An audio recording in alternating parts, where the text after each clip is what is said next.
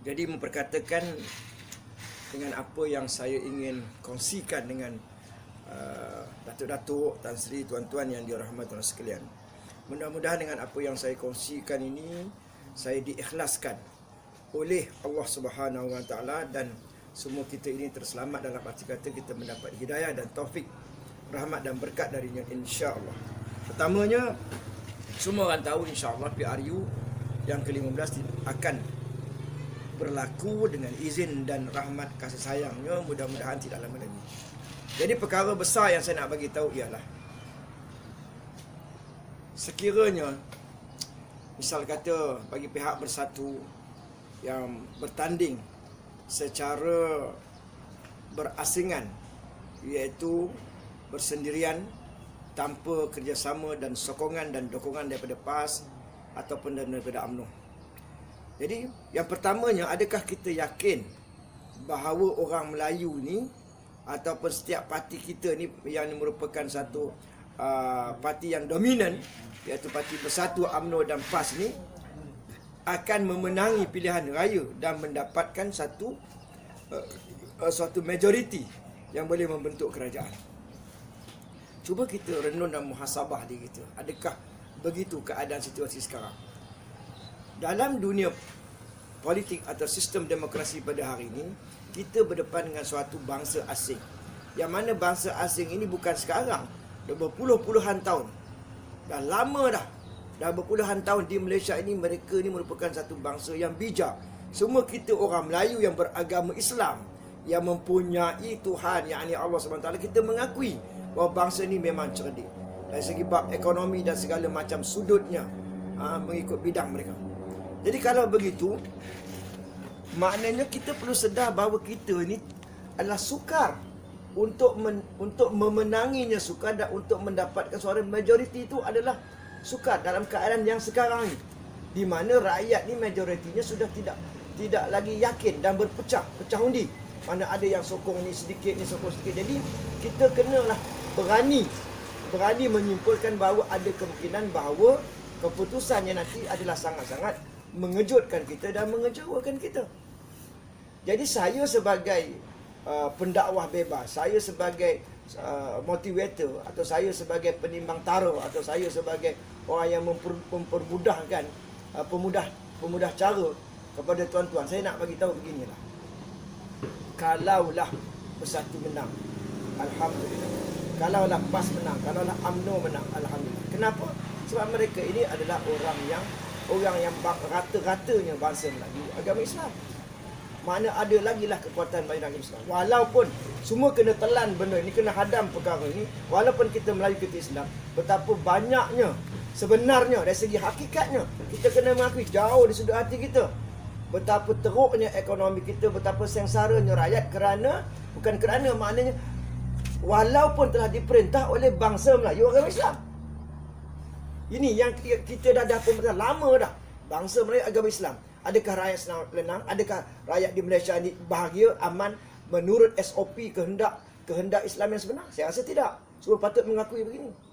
Dan tuan-tuan menteri-menteri, datuk-datuk tadi yang dah bertanding sekarang ni, saya yakin tuan-tuan jauh pada adatnya lebih kaya lagi pada orang rakyat biasa.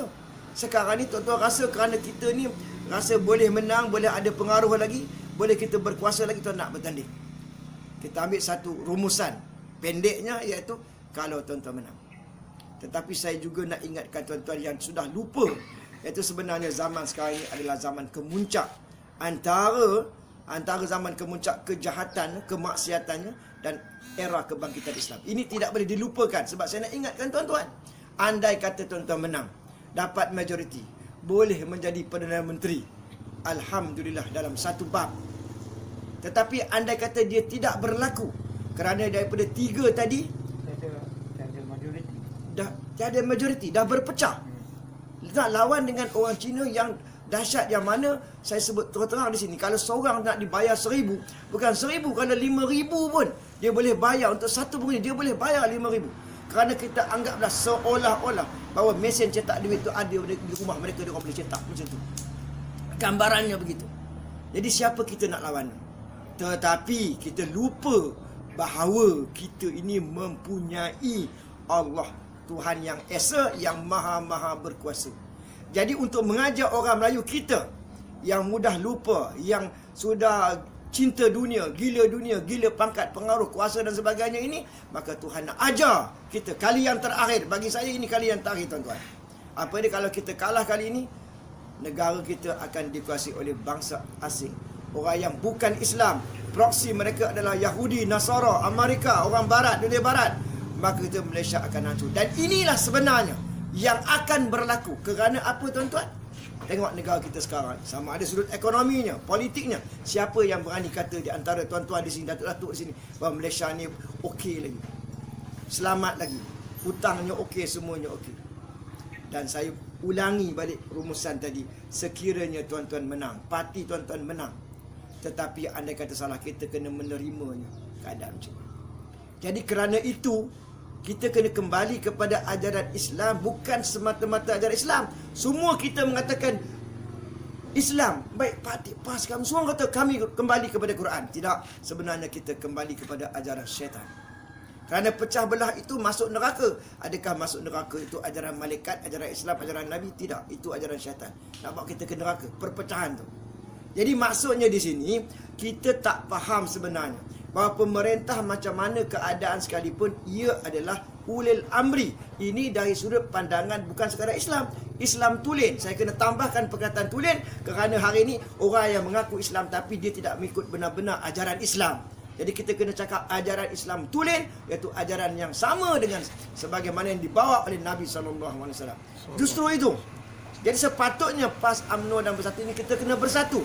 Kita faham sangat. Boleh, bahkan saya berani mengatakan, kita terlebih faham bahawa kita tak puas hati dengan PAS. Kita tak puas hati dengan ini. Banyaklah perkara yang kita kata ini bukan kecil anak punya salah, ini bukan kecil anak punya dosa. Ini dosa yang sangat pengkhianatan ini yang direka-reka, yang nak beranapkan kawannya, pengkhianatan yang dahsyat. Saya kata kalau tuan terletak itu 1000 pengkhianatan, saya sendiri nak letakkan 1,000,000 pengkhianatan berlaku di antara kita ni. Ini bermakna apa yang tuan sangka jahat tu, saya letak lagi 1000 kali jahat lagi. Ya, siapa yang tuan sangka tu? Tetapi kita kembali kepada ajaran Islam tulen. Tak boleh. Tak boleh kita menjatuhkan kerajaan yang sedia ada. Kenapa? Andai kata berlaku tuan-tuan jatuhkan kerajaan yang sedia ada, dapat pula kepada musuh. Ketika itu menyesal ke tidak? Ketika kita akan menyesal. Sebab kita telah berpecah. Sebab itu dalam Islam, di antara tahajud dengan kita membantu orang lain itu pahala lagi besar. Sebagaimana Nabi kata, la yu'minu ahadukum hatta yuhibba li akhihi ma yuhibbu li nafsihi. Tidak beriman, tidak sempurna akan mengasihi orang lain macam kasih diri sendiri. Jadi sekarang ni kita, kerana kita melihat pemimpin kita melihat diri kita, rakyat kita ni diancam, dimusnahkan, dikhianat, dianiaya oleh pemimpin nombor 1, maka kita pun tidak bersetuju dengan dia atas alasan yang kukuh konon-kononnya. Tetapi rupanya alasan yang kita kata kokoh itu adalah alasan yang sangat rapuh. Islam tidak membenarkan, kecuali pemimpin nombor 1 itu melakukan kekufuran yang terang-terang. Itu pun Islam menggariskan panduan. Kalau kita nak menjatuhkan dia, mesti dengan cara yang paling berakhlak. Iaitu apa, tuan-tuan? Jangan sampai buat dosa.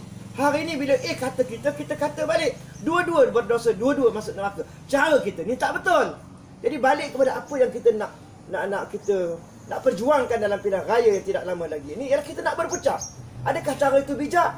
Kalau tuan-tuan sebagai Datuk Tan Sri yang hebat ni, saya katakan tidak bijak tu, itu bahasa yang begitu. Yang kedua, tuan-tuan tidak sedar kerana terlampau gairah dengan politik ini, bahawa sekarang ini nama zaman kebangkitan Islam. Di mana saya suka memberitahu bahawa dalam negara kita Malaysia yang tercinta ini, ada jemaah, ada individu yang sangat baik, yang sangat berkat, yang sangat beramal, yang menunjukkan contoh, menunjukkan role model, menunjukkan akhlak. Tetapi kerana apa, tuan-tuan? Pemimpin tuan-tuan ini mendakwa mereka ini membawa benda lara, benda yang salah, dan apa pembesar-pembesar negara yang beraliran agama konon-kononnya bersengkokol, tidak mahu mengkaji secara halus dan terperinci secara tepat. Tetapi bila kita gabungkan antara yang pertama persoalan politik dan persoalan kebangkitan Islam, persoalan di sini dalam Malaysia ini adalah sebuah negara yang paling bertuah di akhir zaman. Kerana Malaysia ini adalah negara Islam yang mana akan menjadi sebuah negara Islam tulen yang pertama di dunia. Dan saya nak bagi tahu terang walaupun ia belum berlaku lagi. Inilah ni contohnya. Apabila politik musnah, apabila ekonomi musnah, apabila hutang banyak, apabila tuan-tuan bercakaran, bukankah ini menunjukkan akan ada satu landscape yang baru di Malaysia ni? Akan ada satu perubahan yang baru. Atas siapa? Kuasa siapa? Yang maha berkuasa. Bukan tuan-tuan sekalian. Jadi saya beri peringatan kepada tuan-tuan. Kalau tuan-tuan teruskan dengan nawaitu, dengan kasat, dengan azam untuk berpecah, maka bersihlah untuk menerima satu hukuman kemurkaan dari Allah Subhanahu Wa Taala, di mana tuan-tuan akan menyesal sedahsyat-dahsyatnya. Tidak ada lagi yang menyesal yang akan berpanjangan. Tetapi sekiranya tuan-tuan muhasabah diri, ingin kembali kepada Islam, ingin bertaubat, membaiki keadaan, maka kebaikan itu, manfaat itu akan kembali kepada pihak tuan-tuan sendiri. Maka saya tidak mahu bercakap panjang hal ini. Saya nak bagi dua kesimpulan. Yang pertamanya, saya mengajak tuan-tuan semua untuk bersatu PAS, UMNO dengan dan juga Perikatan Nasional ini, supaya mengesampingkan walaupun apakah itu boleh dibincangkan. Tetapi kalau tuan tak mahu, itulah rupanya laluan untuk jalan Islam. Tetapi ingat bahawa inilah sebenarnya di mana memberi jalan juga kepada musuh-musuh Islam ini untuk menjajah negara ke Malaysia yang tercinta ini secara kita tidak sedar. Sekian. Wabillahi taufiq wal hidayah. Assalamualaikum warahmatullahi wabarakatuh.